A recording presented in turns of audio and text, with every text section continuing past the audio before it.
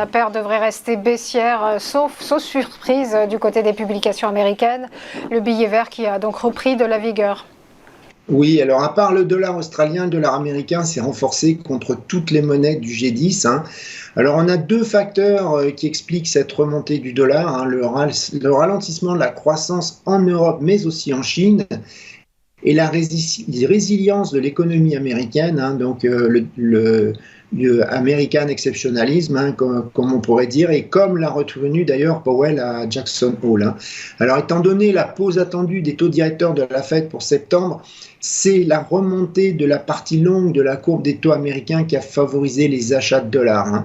Bon, la remontée qui est aussi due en partie, enfin, je dirais la remontée de la partie longue de la courbe des taux qui est aussi due en partie aux émissions abondantes du Trésor américain.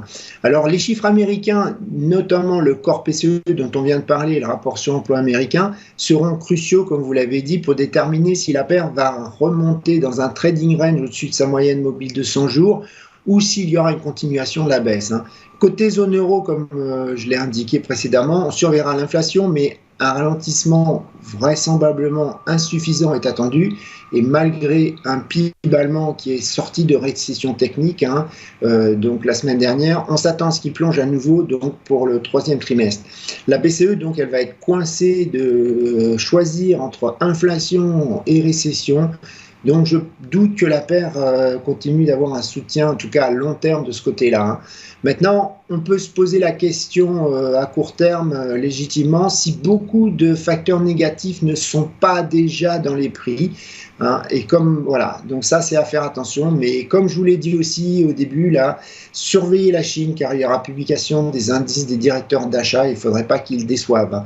Alors, côté analyse technique, on a un 0,638 qui est le retracement 50% de Fibonacci entre 2020 et 2022. On a un 0,540 donc, qui est la zone de support testée lors du premier trimestre de l'année.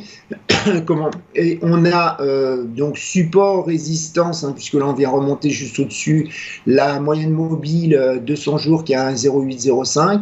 Sinon, comme résistance au-dessus, on a un 0,925, un 0,956, c'est la moyenne mobile 100 jours et c'est aussi le retracement 50% de Fibonacci entre 2020 et 2022. Alors, tant que la paire n'aura pas franchi ce niveau à la hausse, la tendance baissière reste valide.